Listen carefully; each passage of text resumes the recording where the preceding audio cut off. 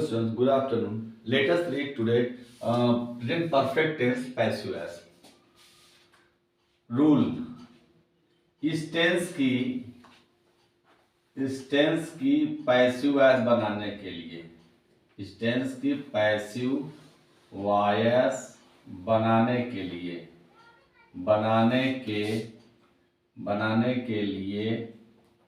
Active voice का कर्म active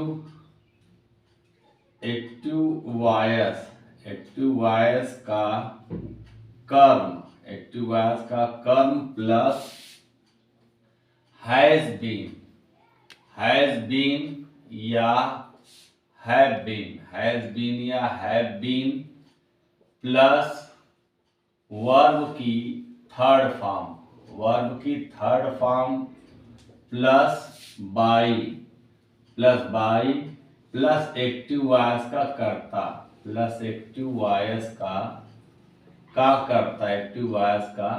कर्ता ठीक। अब हम लोग कुछ सेंटेंस देख लेते हैं। जैसे तुमने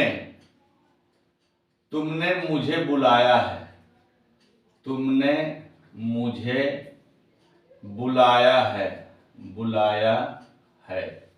एक सेंटेंस ये हो गया। अब आप इसको ट्रांसलेट करिए तो जो ट्रांसलेट करेंगे वही एक्टिव हो जाएगा। एक्टिव क्या हो जाएगा? यू हैव कॉल का third form called. You have called me, तुमने मुझे बुलाया है। You have called me. अब जब आप इसको पैसिव में बनाएंगे जब आप इसे पैसिव में बनाएंगे तो कर्म को कर्ता बनाएंगे। कर्म क्या है? मी को कर्ता बनाएंगे तो आई हो जाएगा। आई के साथ हैव और बीन। आई हैव बीन और कॉल्ड थर्ड फॉर्म है। I have been called by. अब यू का ऑब्जेक्ट भी यू ही होता है। I have been called by you. एक सेंटेंस हो गया। दूसरा लिखा मैंने अंग्रेजी नहीं सीखा है। मैंने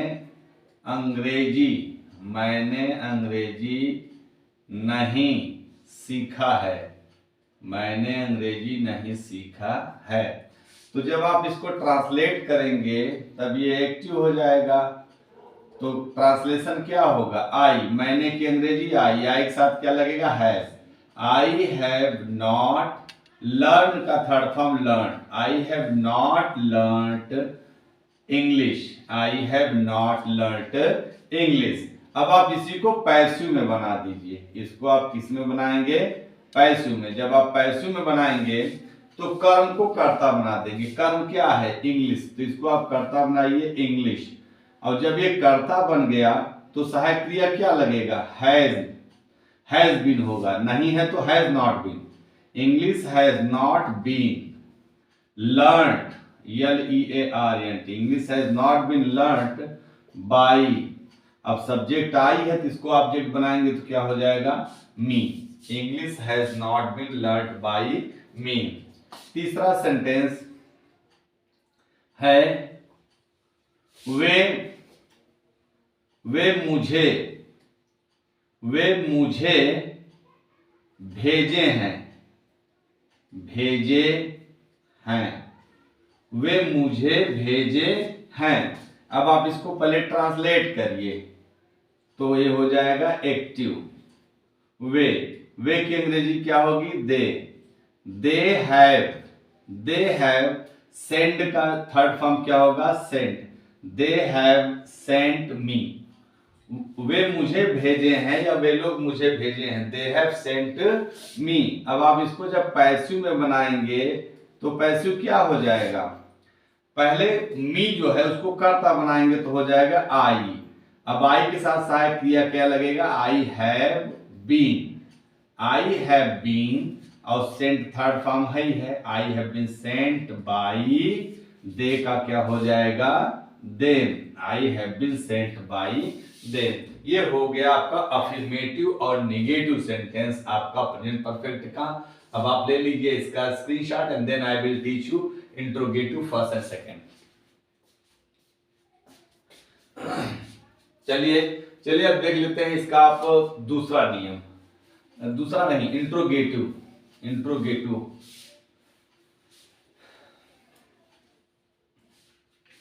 इंट्रोगेटिव सेंटेंस,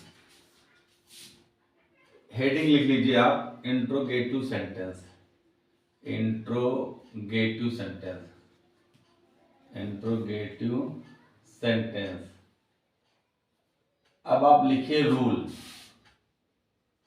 रूल रूल लिखेंगे, सबसे पहले हैज या हैव, हैज या हैव, हैज या हैव प्लस एक्टिव वॉयस का, एक्टिव वॉयस का कर्म, कर्म को कर्ता के रूप में लिख देंगे, ठीक है।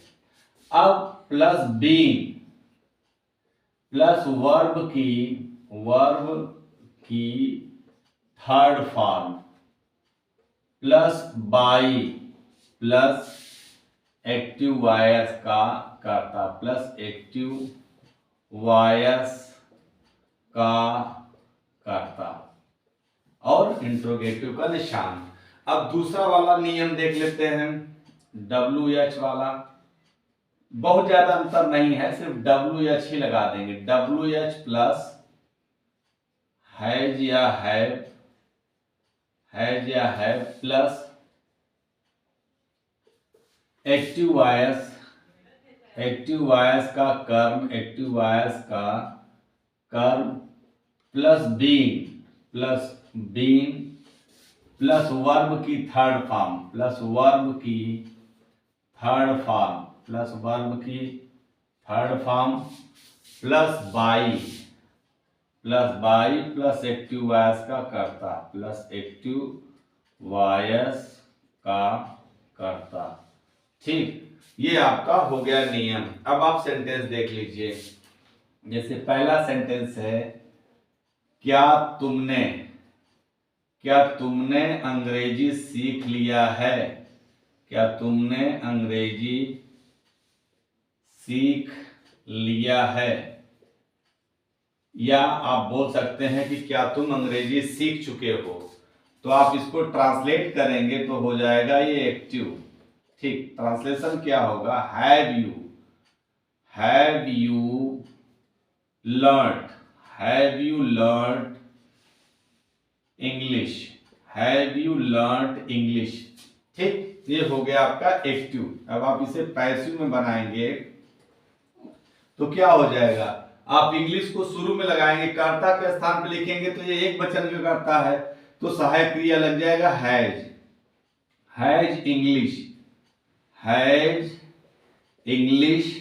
अब लग जाएगा been, has English been learned by, अब यू का ऑब्जेक्ट भी यू ही होगा, has English been learned by you, ठीक। अब दूसरा सेंटेंस देख लेते हैं, क्या मैंने पत्र लिख लिया है, क्या मैंने पत्र लिख लिया है, क्या मैंने पत्र लिख लिया है। तो जब आप इसको ट्रांसलेट करेंगे तो ये क्या हो जाएगा, देखिए मैंने की अंग्रेजी आई होगा तो आई के साथ हैव लगता है, हैव आई राइट का third form written, have I written a letter,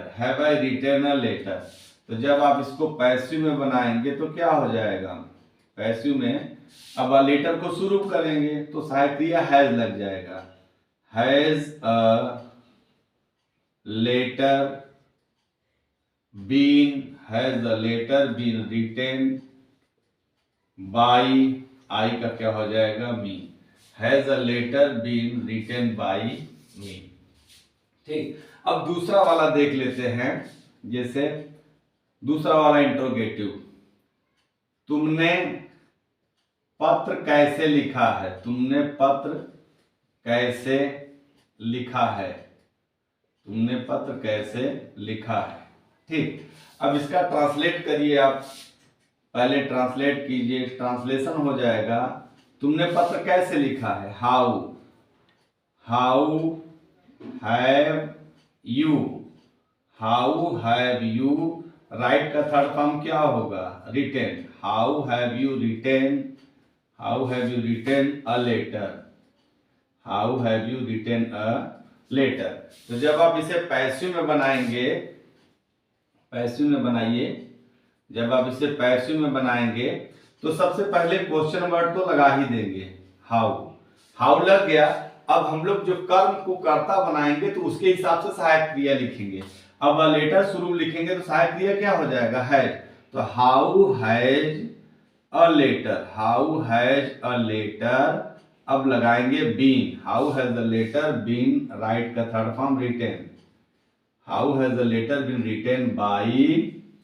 अब कर्ता यू है तो इसको आप ऑब्जेक्ट बनाएंगे तो यू का यू ही हो जाएगा। How has the letter been written by you. ये आपका देखिए इंट्रोगेटिव का पहला इंट्रोगेटिव हो गया और दूसरा वाला भी इंट्रोगेटिव हो गया है। ठीक है, अब हम लोग डायरेक्ट पैसिव एज भी देख लेते हैं। यहाँ पर हेडिंग लिख लेते हैं, direct passive as, direct passive. ठीक, ये बोलने के काम में बहुत आता है और आप कहानी वाला ट्रांसलेशन देखेंगे तो वहां पर भी ये बहुत दिया जाता है। जैसे अंग्रेजी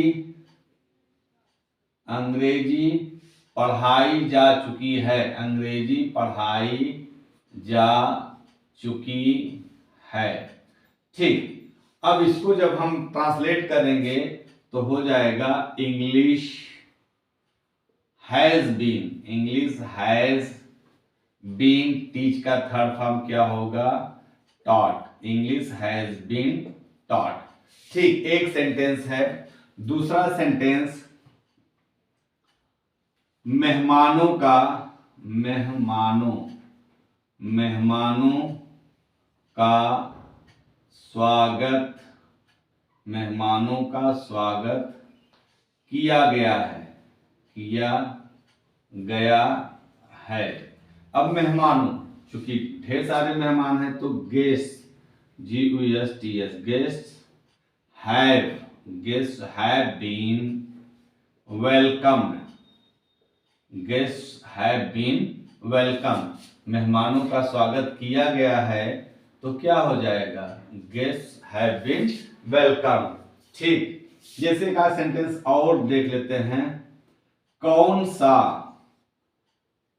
सा बल्ला खरीदा गया है, कौन सा बल्ला खरीदा गया है। अब कौन सा की अंग्रेजी क्या होगी? विच होगी ना, विच और बल्ला की अंग्रेजी bat. Which bat has been by the third form bought, which bat has been bought. अब ढेर सारे वाक्य आप बनाना चाहे तो बना सकते हैं। जैसे अंग्रेजी पढ़ाई जा चुकी, इंग्लिश हैज बीन टॉट। अंग्रेजी नहीं पढ़ाई जा चुकी, English has not been taught. क्या अंग्रेजी पढ़ाई जा चुकी है? Has English been taught. अंग्रेजी कब पढ़ाई जा चुकी है? When has English been taught. Where has English been taught. अंग्रेजी कहाँ पढ़ाई जा चुकी है? Where has English been taught. अंग्रेजी कैसे पढ़ाई जा चुकी है? How has English been taught. जैसे मेहमानों का स्वागत किया गया है, गेस्ट हैव बीन वेलकम। मेहमानों का स्वागत कैसे किया गया है? How have guest been welcome. मेहमानों का स्वागत क्यों किया गया है? Why have guest been welcome. तो आप ढेर सारे वाक्य बना सकते हैं। ये हो गया आपका प्रेजेंट परफेक्ट का एक्टिव से पैसिव और डायरेक्ट पैसिव। आज के लिए इतना ही, थैंक यू।